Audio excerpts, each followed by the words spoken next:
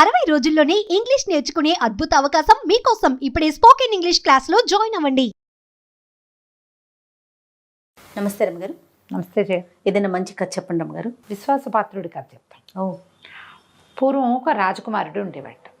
ఎంతో ఆస్తిపరుడు. అయితే అతనికి సంసారం లేదు, వివాహం చేసుకోవాలా, ఎవరు లేరు, అతను ఒక్కడే. అతను ఎంత దానపరుడుగా ఉండేవాడో అట. అక్కడి నుంచి పెద్ద పెద్ద వాళ్ళని వీళ్ళని అందరినీ పిలిచి ఎప్పుడు విందులు వినోదాలు చేసేవాడు. విందులు వినోదాలు దీంతో పాటుగా బిచ్చగాళ్ళకి విపరీతంగా దానాలు చేసేవాట. ఎంతమంది వచ్చేవారో దానం తీసుకోవటానికి. వాళ్ళందరూ ప్రభు మీకోసం మా ప్రాణాలు వదిలేస్తాం అని చెప్పేవాళ్ళు. మీరంటే పంచప్రాణాలు మాకు, మీకు కావాలంటే ప్రాణాలైనా ఆహుతిస్తాం మీకోసమని బిచ్చగాళ్ళంతా చెప్పేవాళ్ళు. అక్కడి నుంచి స్నేహితులు ఉన్నారు కదా, ఇతని విందులకి వినోదాలకి వచ్చేవాళ్ళు. వాళ్ళందరూ అనేవాళ్ళు, అబ్బా మీలాంటి స్నేహపాత్రుడు ఎవడైనా ఉన్నాడా లోకంలో? మీరు కాబట్టి ఇంత అద్భుతమైన విందులు ఇస్తారు, మీకు ఏ సహాయం కావాలన్నా మేము సిద్ధంగా ఉంటాం, మీరే మేము మేమే మీరు. ఇలా చాలా ఉత్సాహంగా గడిచేది ఆయనకి. రోజు ఎవరు ఏది అడిగినా ఇక ఆడనకుండా ఇచ్చేసేవాడు.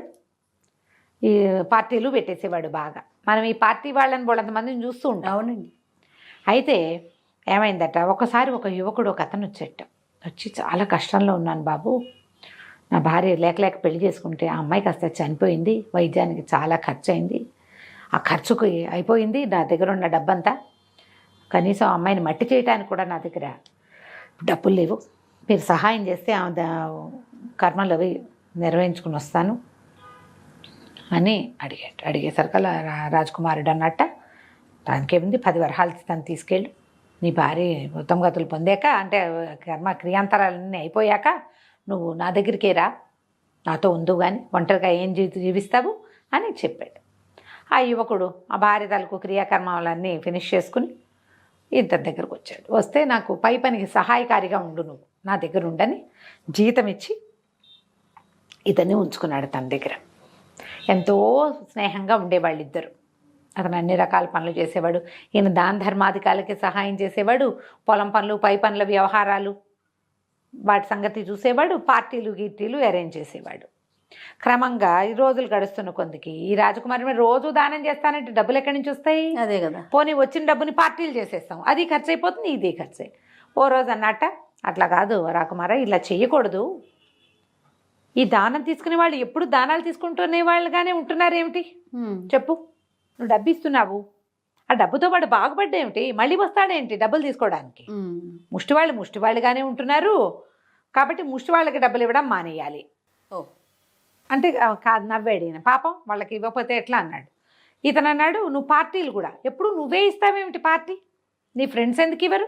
ఈ పార్టీలకి డబ్బులు పెడుతున్నావు, నువ్వు ముష్టి వాళ్ళకి డబ్బులు పెడుతున్నావు, ఈ రకంగా డబ్బులు పాడు చేసుకుంటే ఎట్లా అంటే ఇతను అన్నాడు, కాదు వాళ్ళు నా కోసం ప్రాణాలు వదిలేస్తామన్నారు. అంటే ఇతను అన్నాడు, ప్రాణాలు వదిలేస్తారా? అట్లా ఎట్లా వదిలేస్తారు? ప్రాణాలు ఎవ్వరూ వదిలేరు. నువ్వు పార్టీ ఇస్తే తింటారు. ఇప్పుడు స్నేహాలు ఎట్లా ఉంటాయి, ఇచ్చి పుచ్చుకో. నువ్వు పార్టీ ఇస్తున్నావు, వాళ్ళు కూడా ఇవ్వాలి పార్టీ. నీ గౌరవార్థం ఏనాడైనా ఎవరైనా పార్టీలు పెట్టారా? రాజకుమారుడే ప్రతి వాళ్ళ బర్త్డేకి పార్టీలు పెడతాడు. ఇలా ఫ్రెండ్స్లో కూడా కొంతమంది ఉంటారు, ఒకడే పార్టీ ఇస్తాడు, అందరూ తింటారు, తిన్న వాళ్ళందరూ బాగుపడతారు, ఆ పార్టీ ఇచ్చిన వాడు కోలుకోలేనంత చెడిపోతాడు. నేను 100 మందిని చూస్తుంటాను అట్లా. అలాగే జరుగుతుంది. అయితే ఏమన్నాడు ఇతను, వీళ్ళకి రాజకుమారులు ఈ ఫ్రెండ్స్ ఉన్నారుగా వాళ్ళందరితో అన్నాడు, నా సహాయకుడు ఏమంటున్నాడంటే ఈ పార్టీలు ఇచ్చి చెడిపోతున్నాను అంటున్నాడు చెప్పేశాడు అని చెప్పాడు. మీ ఉద్దేశం ఏమిటంటే, అబ్బాయి మేము మీకోసం ప్రాణం ఇస్తాం, మీరు అలాంటివి ఏం అనుమానాలు పెట్టుకోకండి, మీరు ఏదంటే అదే అని. మీ స్నేహితుడు ఉన్నాడే వాడు, మీరు ఎవరైతే సహాయకుడుగా పెట్టుకున్నారో వాడు మీ డబ్బులు ఎన్ని కొట్టేస్తున్నాడో తెలుసా అని ఒక్కొక్కటి వాడు అక్కడెంత లాగేశాడు ఇక్కడెంత లాగేశాడు అన్నీ లిస్టు చెప్పడం మొదలుపెట్టారు. తను ఆశ్చర్యపోయాడు. మర్నాడు అడిగాడు, ఆ వాళ్ళని మొహం మీద అడిగాడు, ఇతన్ని మొహం మీద అడిగాడు, నువ్వు మన డబ్బులన్నీ కొట్టేస్తున్నావుట, చాలా డబ్బులు అక్కడ ఇక్కడ అన్నీ నువ్వు మిగిల్చుకున్నావని వాళ్ళు చెప్తున్నారు, నిజమేనా అని అడిగాడు. అవునండి నిజమేనా అన్నాడు. అనేసరికి కోపం వచ్చింది. నువ్వు ఇంత మోసం చేస్తావా నన్ను, నువ్వు మోసం చేసావు, వెళ్ళిపో నువ్వు ఇక్కడి నుంచి అనగానే సరేనని వెళ్ళిపోయాడు. ఒక నది ఒడ్డున్న రాకుమారుడి భవనం ఉంటే నదికి అవతల ఒడ్డున ఒక భవనం కట్టుకున్నాడు అతను, ఈ స్నేహితుడు. పెద్ద భవనం, అందులోకి షిఫ్ట్ అయిపోయాడు.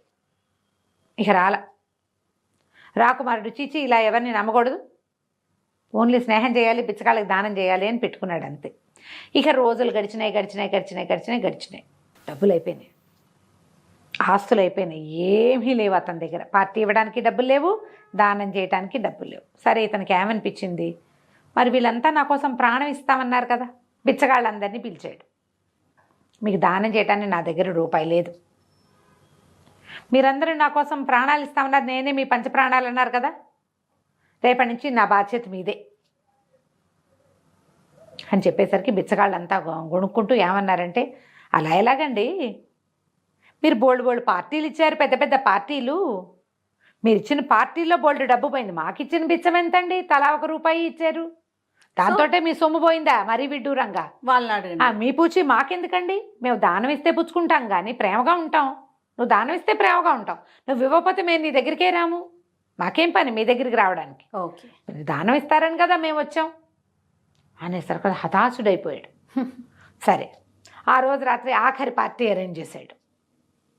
పార్టీకి డబ్బులు వేరు, దానం డబ్బులు వేరు. దానం డబ్బులు అయిపోయి పార్టీ డబ్బులు ఉన్నాయి. లాస్ట్ పార్టీ అరేంజ్ చేసి, లాస్ట్ సప్పర్ అనమాట, అరేంజ్ చేసి అందరికీ అనౌన్స్మెంట్ ఇచ్చాడు, ఇది నేను ఇచ్చే ఆఖరి పార్టీ, నా దగ్గర రూపాయి లేదు, నా డబ్బంతా పార్టీలకి ఖర్చు అయిపోయింది, ఇక మీరే నన్ను చూసుకోవాలి, మీరందరికీ నేనంటే ఎంతో ప్రేమ నాకు తెలుసు, మీరే నా సహాయకుడు, నా దగ్గర నుంచి డబ్బులు కొట్టేస్తున్నాడని వాడు దుర్మార్గుడని నిరూపించారు.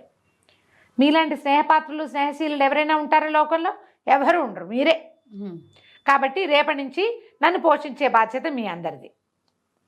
ఆనంగానే తిరగబడిపోయారు జనం. మేమెందుకు పోషిస్తామండి, మీరు పార్టీ ఇచ్చారని వచ్చాం, మీరు ఇవ్వకపోతే రాము, మీరు బిచ్చగాళ్ళకి ఎంతంత దానాలు చేశారు, దానాలతో పోగొట్టుకున్నారు. పార్టీకి ఏముంది, మీరు సరదాగా ఉన్నప్పుడు పెట్టుకుంటారు, ఇది ఏమైనా కంపల్సనా?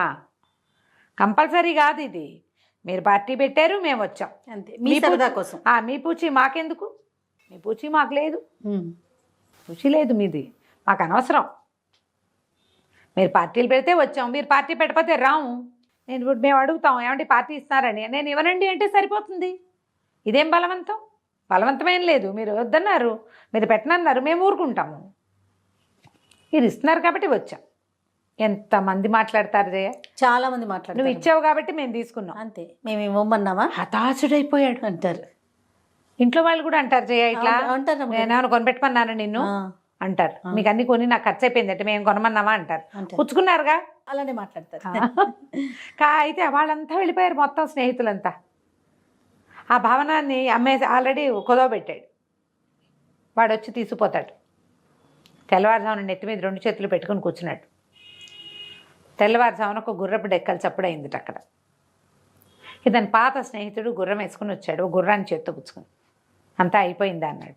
అయిపోయింది, బిచ్చగాళ్ళు నన్ను వాళ్ళు చూడమన్నారు, స్నేహితులు నన్ను చూడమన్నారు, ఇక నేను చేసేది ఏం లేదు, మొత్తం ఆస్తంతా పోయింది అంటే ఏం పర్వాలేదు, గుర్రం ఎక్కండి అని గుర్రం ఎక్కించి నది దాటించి అవతలకి తీసుకుపోయాడు. ఈ బిల్డింగ్ మీదే, మీ డబ్బులతోటే ఇది కొన్నాను, మనకి ఇక్కడ వ్యాపారం అన్నీ ఉన్నాయి, నదికి యువతలు ఉన్నాం, ఇక మీ స్నేహితులకి మీ బిచ్చగాళ్ళకి రామ్ రామ్. తెలిసింది కదా, దానం చేసినా మనం ఎవరిని సొంతం చేసుకోలేం, పార్టీలు ఇచ్చి సంతోషపెట్టినా ఎవరిని సొంతం చేసుకోలేం. అవసరంలో ఉన్నప్పుడు సహాయం చేస్తేనే దానికి విలువ ఉంటుంది. నేను అవసరంలో ఉన్నప్పుడు నువ్వు నాకు సహాయం చేసావు, ఇప్పుడు నువ్వు అవసరంలో ఉన్నావు, నేను నీకు సహాయం చేస్తాను, నీ డబ్బు ఎక్కడికి పోలేదు, నువ్వు అమ్మేసిన వాటిలలో చాలా నేనే కొన్నాను, అది నీ డబ్బులతోటే ఇక్కడే ఉంది, నువ్వు కంగారు పడకని చెప్పాడు. ఆ తర్వాత ఈ రాకుమారుడు అటు స్నేహాలు మానేశాడు, ఇటు దానాలు మానేశాడు. స్నేహాలు ఇదివరకు లిబరల్గా చేసేవాడు, ఇప్పుడు అలా కాకుండా కొంచెం ప్లాన్డ్గా జాగ్రత్తగా చేస్తూ తర్వాత ఇద్దరు వివాహాలు చేసుకుని, మనకి కుటుంబం ఉండాలి, కుటుంబం లేకపోవటం వల్లే నువ్వు ఈ పిచ్చి ఖర్చులన్నీ చేసావు, ఫ్యామిలీ కదా మనని కంట్రోల్ చేసేది అంతే. అందుకని చక్కగా ఇద్దరు చెరో పిల్లని చూసి పెళ్లి చేసుకుని హాయిగా వ్యాపారము వ్యవసాయము చేసుకుంటూ సుఖంగా ఉన్నారు. కథ కంచికి మనం ఇంటికి. సూపర్ స్టోరీ రమ్మ గారు. నమస్తే. నమస్తే.